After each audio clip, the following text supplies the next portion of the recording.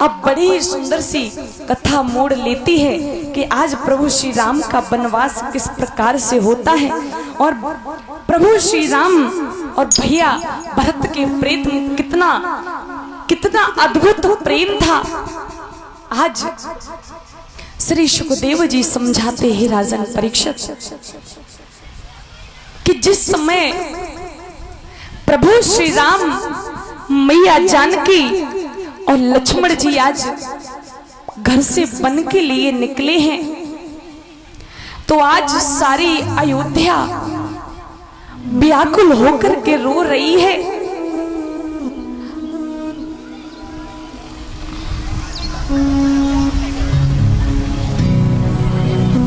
आज सारी अयोध्या को पता चला है कि प्रभु श्री राम का वनवास होने वाला है। भगवान का एक प्यारा सा भजन बोलेंगे, उसके बाद में प्रभु की पावनमयी कथा।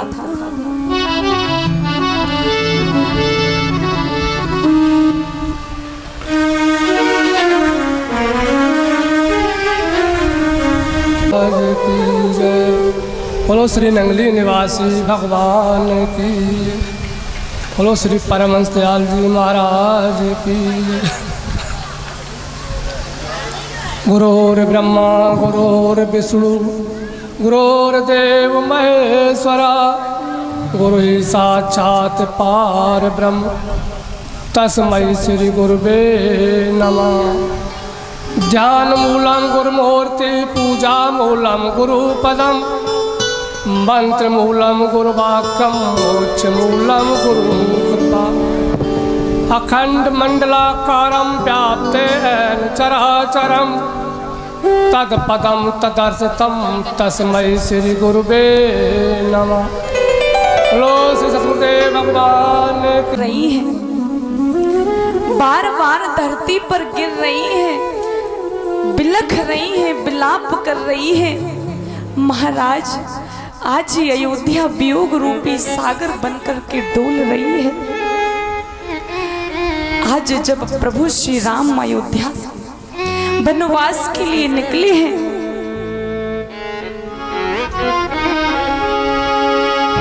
हो रघुबीर चले, छोटे वीर चले, चली जनक दुलारी साथ रे, अब कोई गरज बादल की। महाराज आज अभिषेक यादव जी ये मुझे माला पहना करके सम्मानित कर रहे हैं। पिंकी भैया का छोटा बेटा सूर्य प्रताप ये माला पहना करके सम्मानित कर रहे हैं। आज इन्होंने मेरा सम्मान किया है, इसी प्रकार से इनका लाखों में सम्मान हो। माँ भगवती की कृपा इन पर हमेशा बनी रहे, ऐसी आशा और आकांक्षा करेंगे।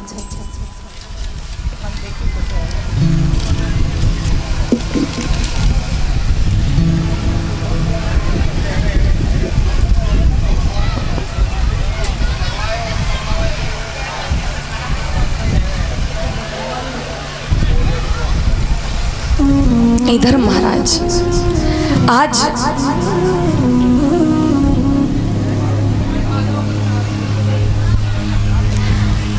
श्रीमान सुरेशानंदपुरी महाराज जी जो कि नगली धाम मेरठ से आए हुए हैं, ये हम लोगों को 100 रुपए देकर के सम्मानित कर रहे हैं। महाराज जी ने मेरा सम्मान किया है। आज वो अयोध्या मेरा मुख नहीं देखना चाहती है माँ। मैंने मार्ग में कितनों को बुलाया लेकिन कोई मेरे सन्मुख नहीं आया माँ। कैकेयी मैया ने कहा पुत्र कुशल तो मैंने सब कर लिया था, मंथरा ने मेरी बड़ी सहायता की, लेकिन अचानक ब्रह्मा जी ने एक बात बिगाड़ दी। भरत जी बोले क्या हुआ माँ? कैकेयी मैया कहने लगी पुत्र कुशल तो सब हो गया था, लेकिन अचानक आपके पिताजी नहीं रहे। भरत जी ने सुना पिताजी नहीं रहे। यहाँ पर गोस्वामी तुलसीदास जी कहते हैं तात तात हाँ तात पुकारी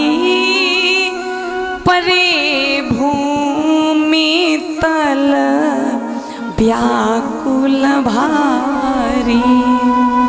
आज महाराज हाँ तात कहकर भरत जी गिर पड़े धरती पर। जिस प्रकार से जल से मछली को निकाल करके फेंक देते हैं, आज जल से मछली निकलने के बाद में छटपटाने लगती है, आज उस प्रकार से भरत जी छटपटाने लगे। माँ कैकेयी संभालती है।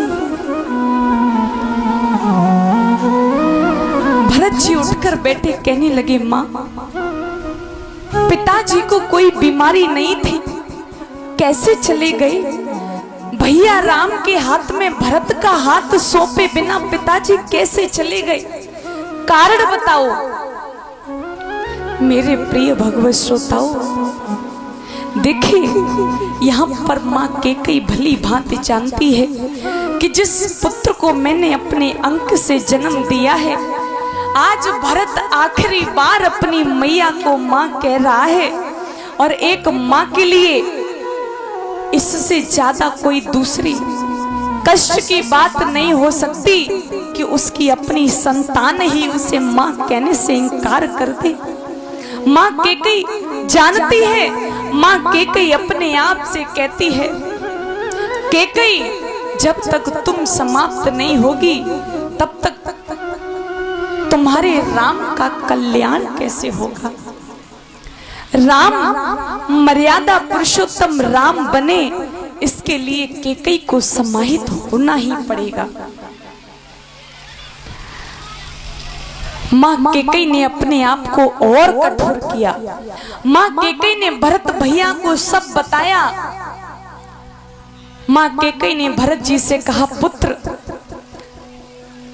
मेरे महाराज से 2 वरदान थे, मैंने महाराज से अपने 2 वरदान मांग लिए।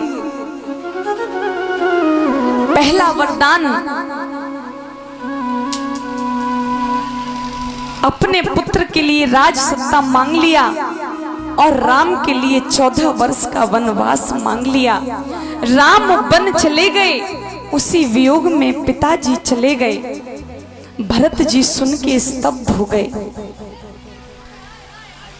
गोस्वामी जी कहते हैं, भरत ने पहले सुना पिताजी नहीं रहे तो रोए, अब सुना कि भैया वन चले गए तो पिताजी की मृत्यु भूल गए और भरत जी ने मौन धारण कर लिया। भरत जी कहे, इसमें किसी का दोष नहीं है, न इसमें पिताजी का दोष है, न माँ कैकेयी का दोष है, न इसमें मंथरा का दोष है, इसमें भरत तेरा दोष है। न मेरा जन्म होता, न माँ कैकेयी मुझे राजा बनाने का सपना देखती। यहाँ पर गोस्वामी तुलसीदास जी कहते हैं, भरत जी ने माँ कैकेयी को बहुत कुछ सुनाया, बहुत कुछ सुनाया कि बर मांगत मन भयउ न पीरा, कर न जिया मुँह परेउ न कीरा।